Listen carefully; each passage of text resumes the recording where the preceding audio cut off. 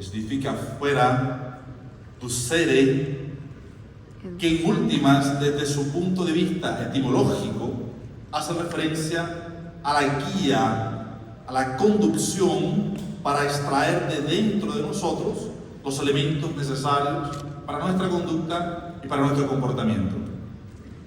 Pero ahí, Allan Kardec, en esa distinción, cuando habla de la educación moral, debemos entender también, antes de profundizar en detalle lo que significa ella, el significado de la palabra moral.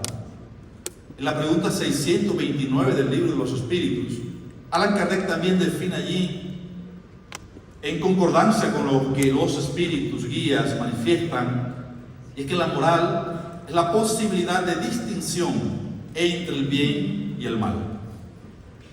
Es la concordancia comportamental que se tiene con las leyes morales. Y en esa pregunta 685A, entonces define a la educación moral como aquel arte, y lo configura no solamente como una actividad intelectual propiamente dicho, sino como un arte fundamental de generar, de construir, de moldear los caracteres, la personalidad, y que despunta precisamente en la formación de hábitos. El hábito, la palabra hábito como tal, entonces también deriva en su etimología y es un prefijo y un sustantivo pasivo compuesto de la palabra, del verbo habere, que significa tener. Y desde el significado que la psicología de la educación trae, hábito es el conjunto de caracteres adquiridos que se refleja en el comportamiento, ya sea por actos repetitivos o por condiciones instintivas que salen a flote a partir de conocimientos innatos. Esta palabra hábito, cuando hablamos de reformulación de hábitos, debemos centrarnos entonces a los comportamientos observables y a los comportamientos no observables que yacen en nosotros. Antes de la pandemia, por ejemplo, recuerdo que se popularizó en el medio de la psicología y que muchos espíritas fuimos incorporando aquella idea de que un hábito en particular se necesita o se construye de repetición en repetición de un comportamiento cualquiera, y que 21 días o 24 días ya se instala un hábito particular. Esta aseveración carece de todo fundamento, de toda validez científica. No es así, y ya lo vamos a ver por qué. Se necesita mucho más tiempo para que los hábitos se constituyan como formas características específicas de nuestra personalidad y propongan un cambio de vida en nosotros. Y es así, por ejemplo, que debemos entender la propuesta de la psicología, de la educación, de la psicofisiología y de la ciencia de la pedagogía, cuando hablan de 8 hitos fundamentales representados en algunos autores que proponen cómo es que se aprende. Cuando hablamos de hábitos comportamentales, debemos unirlo precisamente al concepto de aprendizaje. Y los que están familiarizados con temas de la pedagogía, de la enseñanza, y los que no tenemos ese conocimiento, vamos a identificar también las propuestas claves y la raíz, el núcleo central de las diferentes propuestas. El primero de ellos, Iván Petrovich Pavlov, por ejemplo. Pavlov, como lo conocemos, que era profesor del Departamento de Fisiología en el Instituto de Medicina Experimental en San Petersburgo, Rusia, que recibe el Premio Nobel de Fisiología y Medicina en 1904 por las experiencias que él hiciera en su laboratorio que llamaba las Torres del Silencio, investigando sobre los procesos digestivos en los perros. Él descubre allí por accidente, y a partir de 1901 empieza a experimentar algo en particular que hoy, y a partir de ese momento, le conocemos como el condicionamiento clásico. Él, experimentando con los perros, se daba cuenta, buscando los estímulos que él llamaba estímulos condicionados, quiere decir un estímulo cualquiera que provoca una respuesta en nosotros. Por ejemplo, en este caso en particular, cuando él ofrecía comida a los perros, el comportamiento observable, la reacción, era la salivación. Entonces él decía, existen estímulos que provocan en nosotros respuestas innatas, respuestas fisiológicas, respuestas de cualquier tipo, pero que no se necesita de un aprendizaje.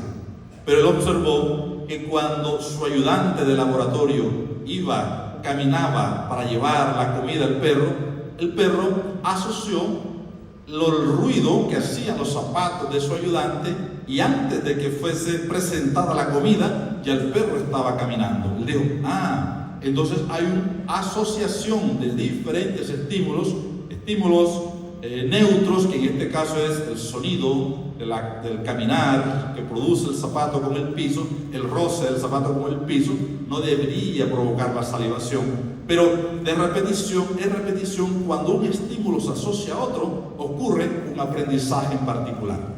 Esta experiencia que Pavlov no se definía como psicólogo, pero sirve las bases para que la psicología estadounidense, por ejemplo, la de James Brothers Watson, que a partir de 1913, con sus fundamentos particulares en la Universidad Johns Hopkins en Estados Unidos, en Baltimore, él propone allí una experiencia posterior a 1913, que se concreta en 1920, 1923, 1926, porque las investigaciones perduran en el tiempo. Experimenta con el niño Albert, y él transpone desde la psicología experimental de Iván Petrovich Pavlov para experimentar y comprobar una tesis fundamental, y es que las fobias también se aprenden. Muchos de nosotros aquí quizás tenemos fobias diversas, ¿verdad? A las cucarachas, a la oscuridad, al estar encerrados. Múltiples fobias tenemos que no necesariamente están asociadas a elementos de existencias pasadas. Muchas veces se asocian al comportamiento infantil derivado de la educación de la familia.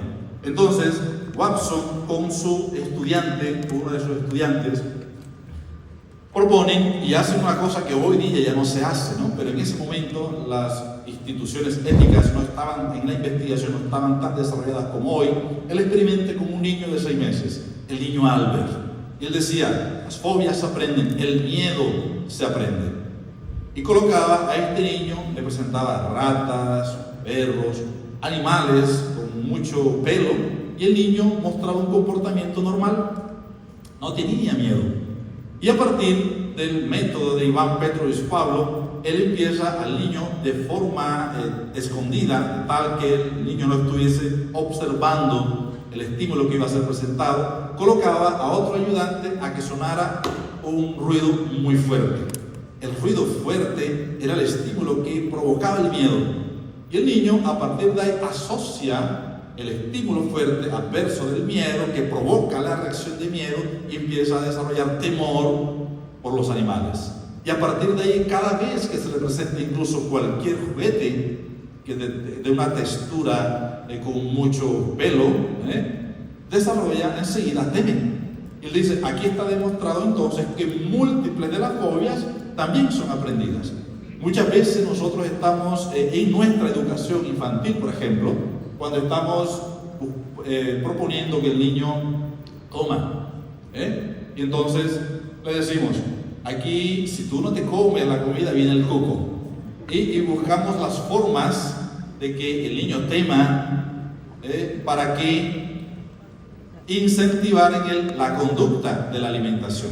Después, cuando este niño crece, está más desarrollado en la adolescencia, que le teme a la oscuridad, preguntamos, ¿y por qué está también miedoso? ¿Verdad? ¿Por qué aprendió? Porque nosotros fuimos estimulando y permitiendo las asociaciones de estímulos para generar diferentes fobias.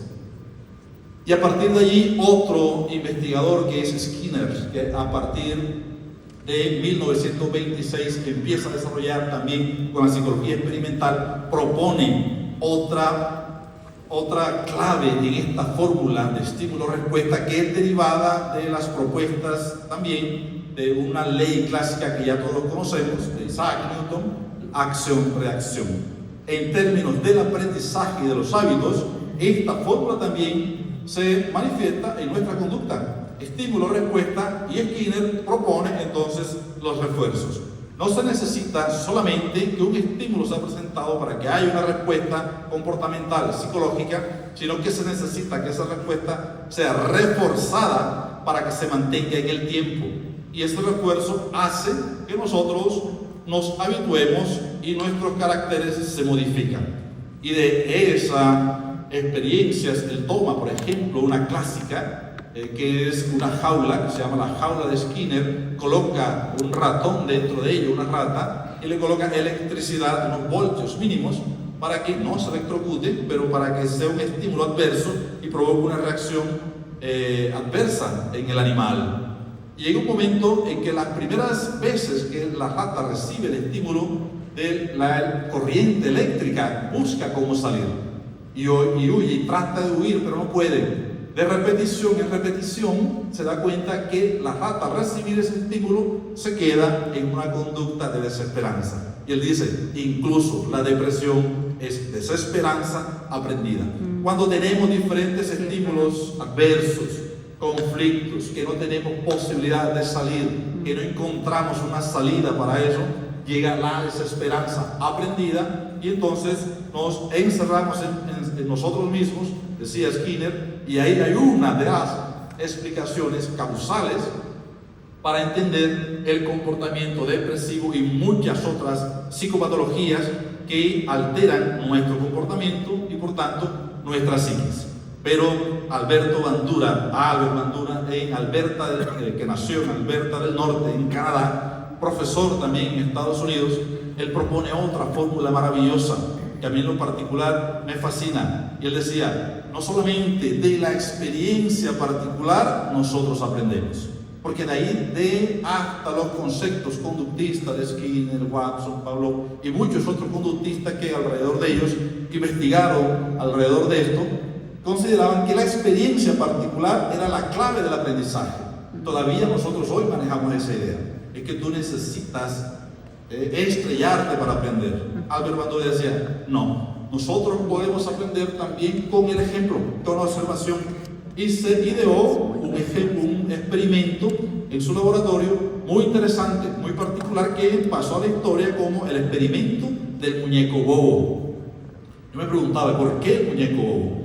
El muñeco es un muñeco inflable que se infla, ¿verdad? Es a semejanza de un cono, y en la base tiene un peso, cosa que cuando nosotros le aplicamos una fuerza, le damos un golpe, él cae y vuelve y se para. Dice, tiene que ser el muñeco bobo por eso, porque están golpeando y él sigue poniéndose de pie para que lo continúen golpeando.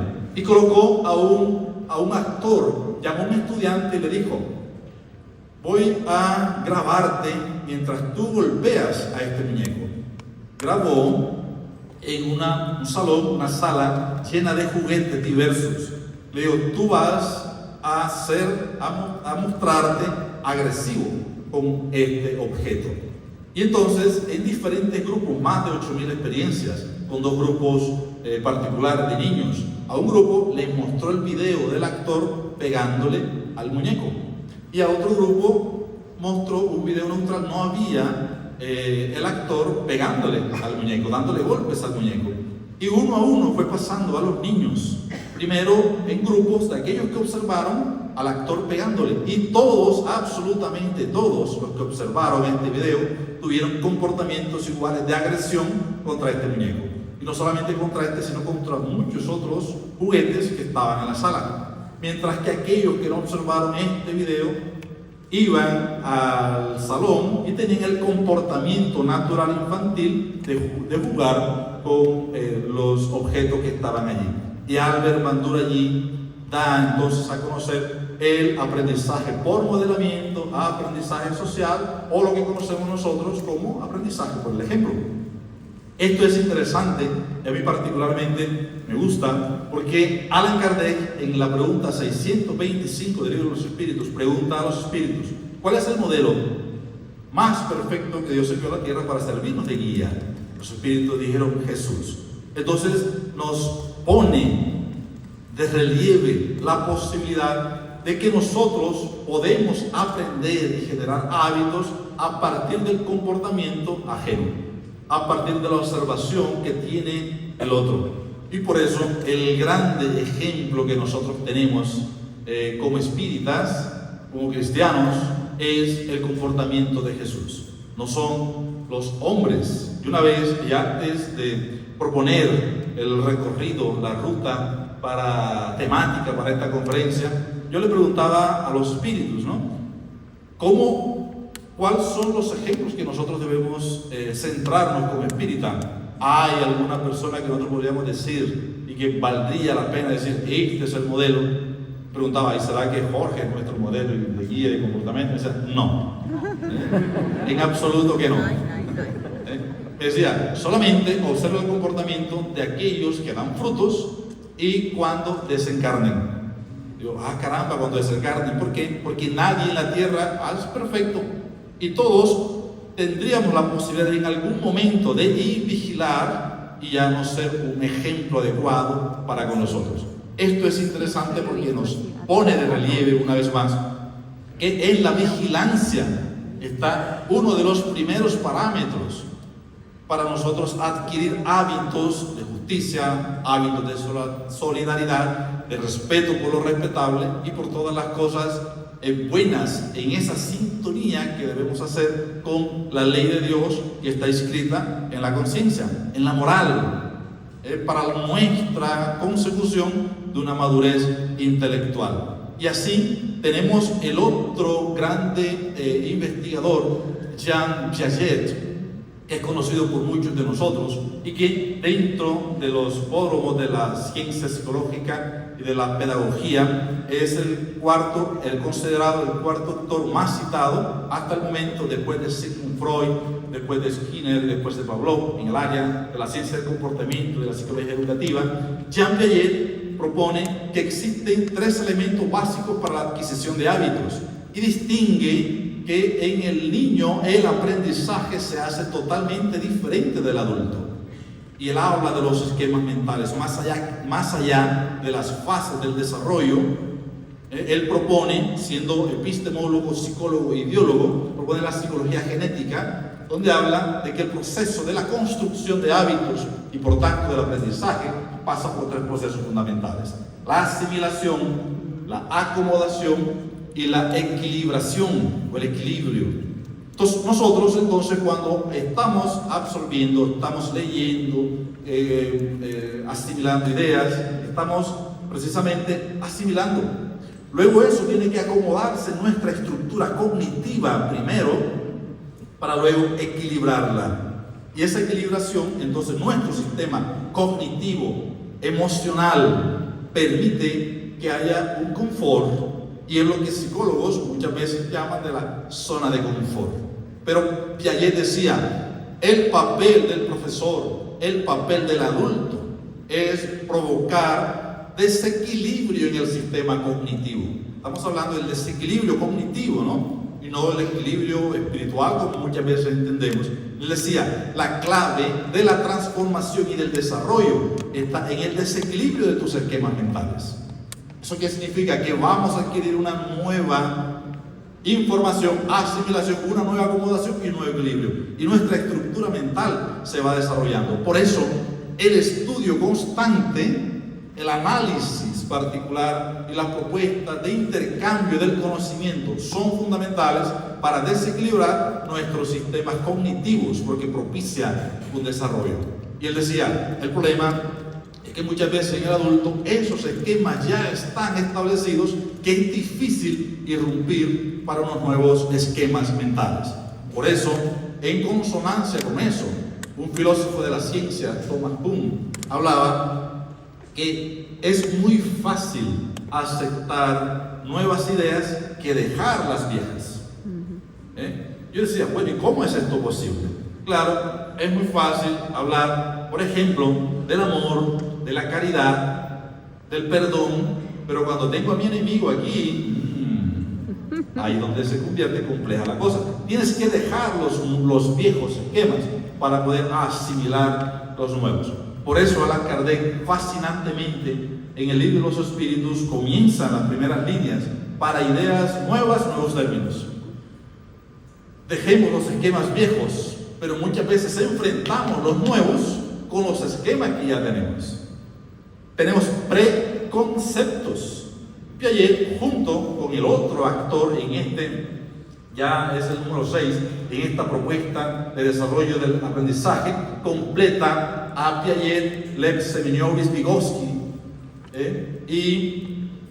habla precisamente de que en este esquema, en Rusia, muere a los 38 años, dejando una producción de literatura y psicología inmensa. Era considerado un niño genio. Además, propone que nada de estos esquemas y los procesos de aprendizaje, de que hasta ese momento todas las investigaciones habían dado cuenta, no tiene sentido si no hay una interacción social.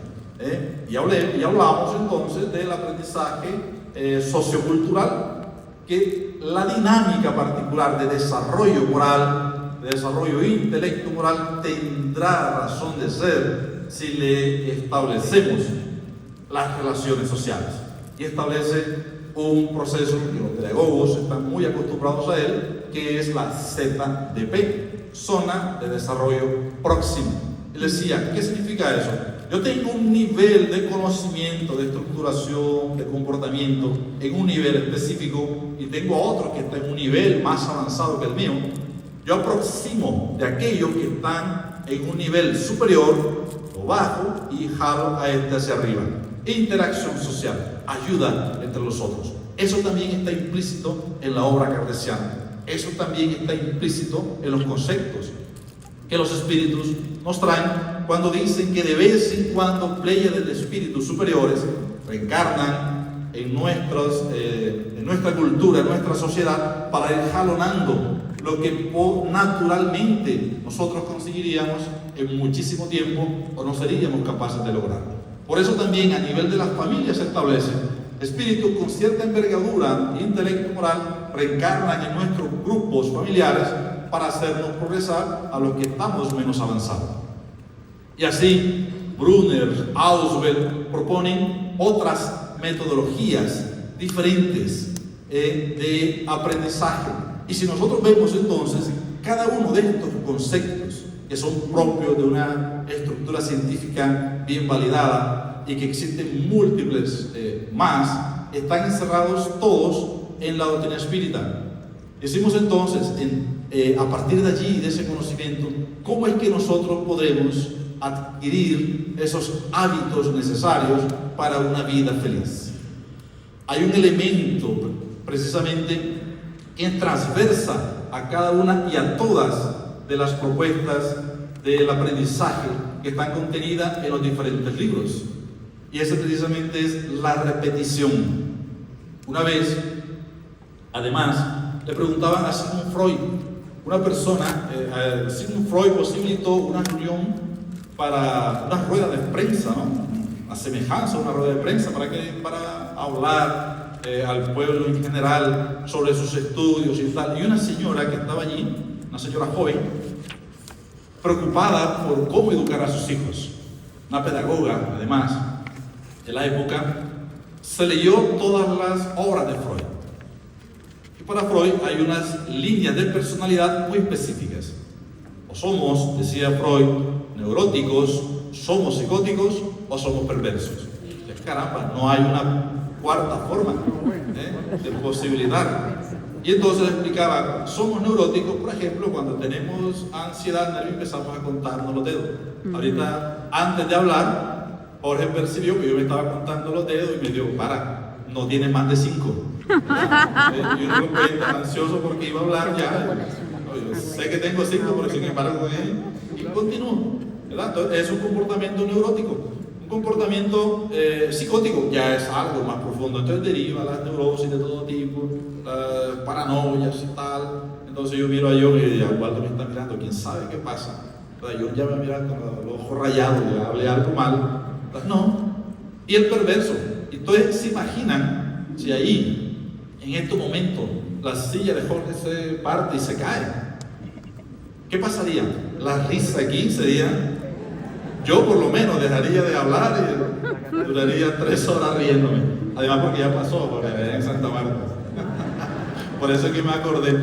Bueno, eso es un síntoma pequeño, inocente, pero es en la línea de la perversidad. Gozamos con el dolor ajeno. Decía Sigmund Freud entonces, tenemos esas 3 patrones de conducta. Y esta señora, entonces preocupada con eso, dijo, profesor Freud, ¿cómo hago entonces para criar a mis hijos? Porque si los crío con esta línea de conducta, los crío de una forma. Terminan siendo psicóticos, tal. Y si es por aquí, terminan en otra. Y si es por acá, en otra. ¿Cómo hago? Dice él, educa y enseña, igual te vas a equivocar. Sí. Es interesante porque no tenemos la perfección en nuestras manos en este momento. Y a veces nos preocupamos. Muchas veces, que yo no soy como Jesús. No importa, sigamos. Es nuestro patrón de comportamiento, pero que ni Él mismo nos exige perfección. A mí me encanta una frase de Emmanuel, que también está contenida en Juan de Ángeles, y lógicamente que hay identificación con todos los espíritus, porque los mensajes de sabiduría son compartidos por ellos, e identificados por ellos, y dice, equivócate, pero haciendo, porque es mejor hacer que no hacer nada. Entonces hay personas que se equivocan mucho, pues porque mucho hacen. Decía, además, me acuerdo de una frase que está en el Quijote. Sancho iba con ya su amo, él en el burro, él en el caballo, y le dice Sancho, amo, los perros nos ladran. Decía, alégrate Sancho, quiere decir que estamos avanzando, porque los perros no le ladran a los árboles. Y muchas veces en nuestros centros espíritas estamos preocupados, ¿verdad?, por los comportamientos de los otros. Y es que me critican, y es que cada vez que hago no les gusta, y tal. Alégrate, porque quiere decir que estás avanzando. Porque los perros no ladran a los árboles que están quietos, ¿verdad? Los perros ladran a los carros, a menos que son perros esquizofrénicos, que eso no existe, ¿no? Ladrándole a los árboles, ¿no? Ladran es a las motos, a los carros, a los vehículos, a la persona que está en movimiento, ¿ya? Entonces, así, mis queridos amigos, cuando nosotros hablamos de que es necesario la consecución de hábitos, tenemos que tener presente que existen todas estas propuestas del aprendizaje que la podemos encontrar en los libros. No nos preocupemos, y es necesario presentarla en congresos como esta altura, pero también al mismo tiempo nuestra obligación de decir que no hace falta el conocimiento profundo de la intelectualidad. Es necesario sí para nuestro crecimiento, pero repetimos en esa distinción que Allan Kardec hace de la educación intelectual versus educación moral, hace énfasis en la educación moral, y ni siquiera la educación moral teórica, la que se encuentra en los libros, sino aquella que da hábitos. Esta propuesta de Pavlov hasta Brunner, y hoy con la cibernética y la inteligencia artificial, existen múltiples propuestas. Todo podría darse de forma natural si nosotros nos encaminamos hacia la conducta moral entendida por Jesús, la caridad, el amor, el perdón. Sintonizarnos cada vez más con el pensamiento de los espíritus, con nuestros guías, sintonizarnos siempre con la conducta moral recta, identificar en nosotros. Ayer también salía de relieve, antes de ayer los diferentes expositores, el autoconocimiento, que allí es donde siempre vamos a caer, ahí es donde la conducta moral debe caer. Además, es donde debemos hacer grande énfasis en el autoconocimiento, porque muchas veces nosotros trasladamos la responsabilidad al otro. ¿Por qué? Porque sufro. Porque me miro mal. ¿Por qué estamos como estamos? Es que el presidente, es que la realidad social, es que el otro y tal. Y empezamos a trasladar la responsabilidad, porque es un mecanismo de defensa para dejar en equilibrio nuestro sistema socioemocional y cognitivo. Porque en el momento en que yo asimilo que el problema radica en mí, entro en un elemento interesante, que es el dolor del crecimiento espiritual. No hay crecimiento, y esto también lo propone la psicología del desarrollo, no hay transformación sin dolor. En el momento del parto, hay un proceso doloroso, sea natural o por cesárea. Cuando el niño empieza a caminar, esa fase del desarrollo, del crecimiento, que es linda, propone dolor. Cuando entra en la adolescencia, cuando sale de la adolescencia para la adultez, cuando de la adultez vamos a la tercera edad y luego la desencarnación, cada uno de esos elementos necesarios, porque proponen transformación, proponen también elementos de dolor. Y amar el dolor precisamente es la propuesta de los grandes transformadores sociales, Jesús, Francisco de Asís y tantos otros. Entonces, no tanto, y es necesario, repetimos, la educación intelectual, pero más aún urge unirlo a la educación moral, aquella que genera hábitos. Una vez, en torno de eso, ¿no? Una vez en el centro espírita nuestro, mi papá no alcanzó a estudiar ni la primaria, mis padres, ¿no? Ambos, ellos no estudiaron absolutamente nada, pero mi papá, muy autodidacta, le gusta leer mucho, aprendió a leer y a escribir por sí solo, fue al centro espírita, está convencido del espiritismo, pero en la fase inicial estaba haciendo la conferencia yo y hablando de la evolución. Y hablaba de Charles Darwin, la evolución que venimos del mono y tal, no sé qué. Y él muy atento, sentado, escuchando, viendo. Al final de la conferencia me llama y me dice, nene, mi casa me dice, nene, ¿no? Nene, porque soy el menor además de 4. Eso que tú hablas de que venimos del mono, a mí eso tú no me vas a convencer de eso, ¿verdad? Yo no creo que vengamos del mono. Sin embargo, lo que dijiste es interesante. Dame más libros donde yo pueda buscar para ver si me convence. Yo, claro que sí, le prestamos los libros y tal. Como al mes siguiente me dice, ya me pude convencer. Ya me convenciste. Sintonizarnos entonces con la moral no significa que tengamos que estar de acuerdo con todo. Recuerden que existe un proceso, una dinámica, y es la desequilibración desde el punto de vista piagetano necesario para el desarrollo. Cuando hay un elemento que no concuerda, que no tenemos, no lo desechemos, asimilémoslo, una nueva asimilación para que haya una nueva acomodación y la estructura mental, cognitivo-moral vaya en desarrollo. Recuerden, incluso con los experimentos de Penzias y Wilson, que allá en la década de 1960 tienen el premio Nobel de Física por el descubrimiento, por las ondas de radio, detectaron la temperatura del universo, que era la temperatura del Big Bang, y de ahí le dieron el premio Nobel por el descubrimiento del Big Bang. Ellos en esa propuesta decían que en un elemento del tiempo infinitesimal toda la masa y la energía estaba contenida en un punto, todo estaba en equilibrio perfecto, todo estaba ahí, pero llegó una partícula extraña que entró al sistema. La paradoja científica, y una paradoja de Others, es que ¿de dónde salió esa partícula extraña si todo estaba contenido en una partícula? Porque lo que descubrieron no era la expansión y la gran explosión de todo el cosmos, sino de una porción del universo. Se aplica a una porción de nuestra realidad universal. Entonces, esta partícula entra en el sistema y hace que se desequilibre.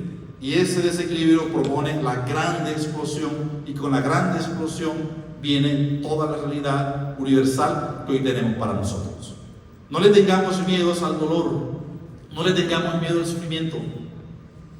Habituemos con hábitos de ternura, de solidaridad, identificados constantemente con los patrones comportamentales del Maestro Jesús, con los espíritus. Recuerdo una vez, por ejemplo, un amigo, el cual aprendí muchísimo, en el centro espírita, este muchacho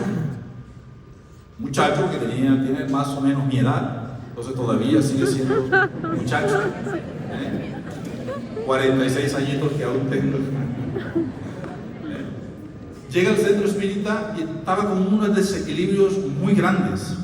Le hablábamos en la conferencia que hablábamos, que escuchaba de nosotros, de los demás miembros de la casa espírita. Hablábamos que en el centro espírita siempre hay la influenciación de espíritus buenos, lindos y tal, y este tenía proceso obsesivo, veía los espíritus perturbadores y tal, y se quedó sin hogar, sin casa.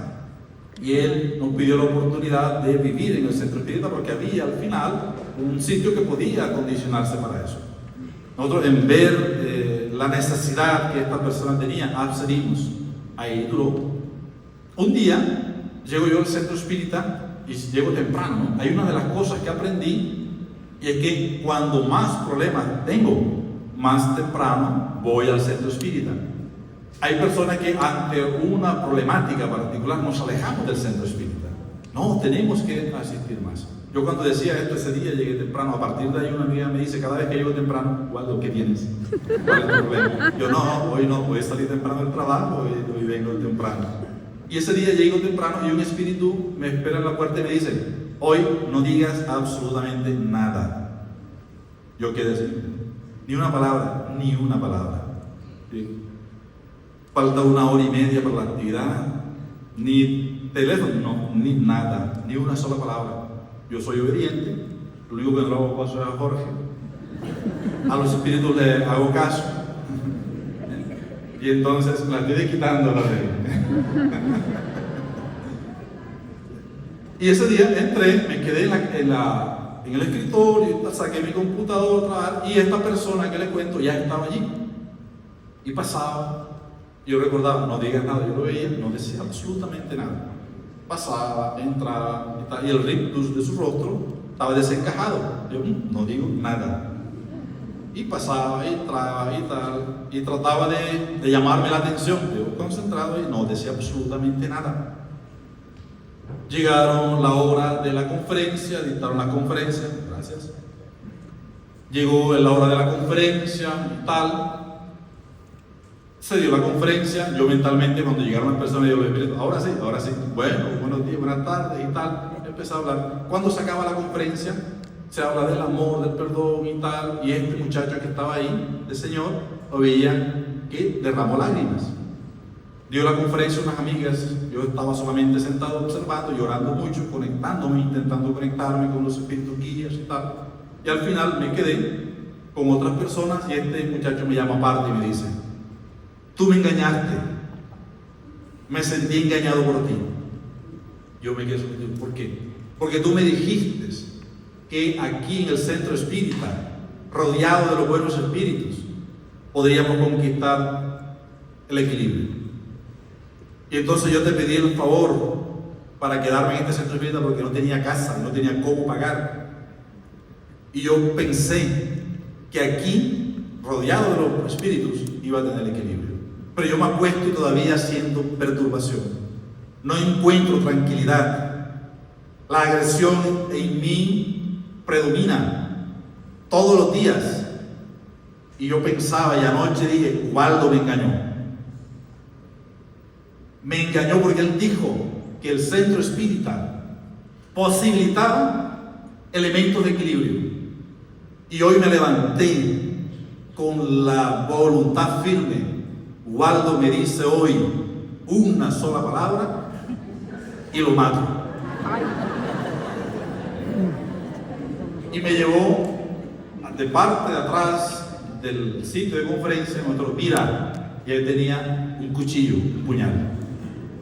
Tú me decías una palabra, yo cogía ese puñal y te mataba. Yo quedé, Dios mío, gracias Señor. A partir de ahí, ni cuchillo, nada que se aseme ahí en el centro espírita por ningún lado. Nosotros tenemos una gran herramienta que se llama espiritismo. Y tenemos una grande posibilidad que son nuestras casas espíritas. En las casas espíritas también tenemos la posibilidad de ser grande laboratorio experimental para nosotros aprender la caridad, para nosotros aprender el perdón.